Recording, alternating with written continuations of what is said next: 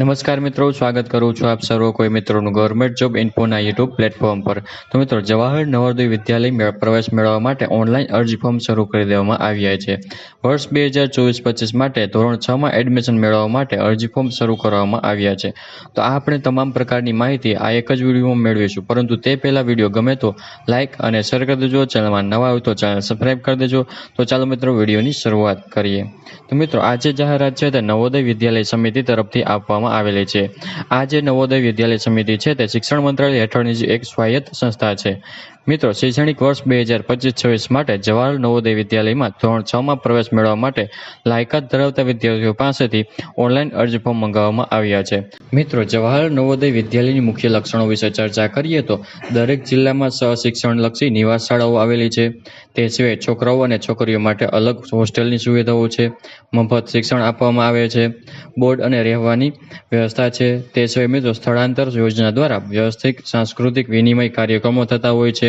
રમતગમત અને રમતોનું પ્રમોશન આપવામાં આવતું હોય છે। એનસીસી છે, સ્કાઉટ અને ગાઈડ્સ અને એનસીસી તાલીમ આપવામાં આવેલ છે। ચર્ચા કરી મિત્રો પ્રવેશ મેળવવાની પાત્રતા વિશે કે જવાહર નવોદય વિદ્યાલયમાં કયા વિદ્યાર્થીઓ અરજી ફોર્મ ભરી શકે છે। તો મિત્રો, શૈક્ષણિક વર્ષ 2024-25માં વિદ્યાર્થીઓએ સરકારી અથવા તો સરકાર માન્ય શાળાઓમાં ધોરણ 5માં અભ્યાસ કરતા હોવા જોઈએ। તે વિદ્યાર્થીઓ જિલ્લામાં રહે છે તે જિલ્લામાં જવાહર નવોદય વિદ્યાલય આવેલી હોવું જોઈએ તો તે વિદ્યાર્થીઓ અરજી ફોર્મ ભરી શકે છે। તેવા વિદ્યાર્થીઓને જ પ્રવેશ મળવાપાત્ર થશે। પરંતુ મિત્રો, અહીં વિદ્યાર્થીઓની જન્મ તારીખને પણ ધ્યાનમાં લેવામાં આવે છે।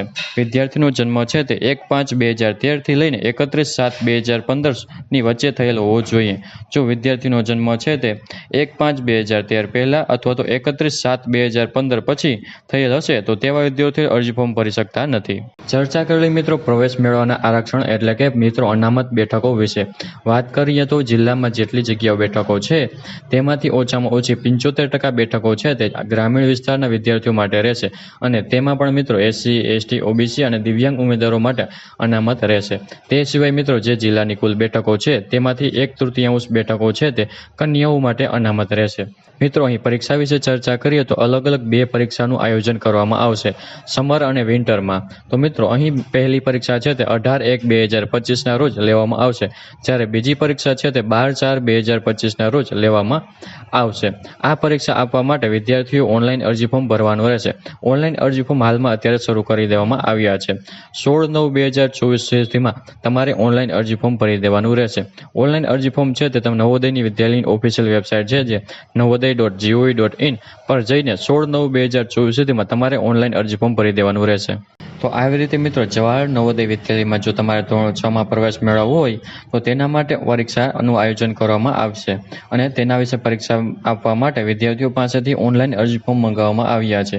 તો આશા રાખું છું કે વિડીયો પસંદ આવ્યો હશે। વિડીયો પસંદ આવ્યો હોય તો લાઇક અને શેર કરી દેજો। ચેનલમાં નવા હોય તો ચેનલ સબસ્ક્રાઇબ કરી દેજો।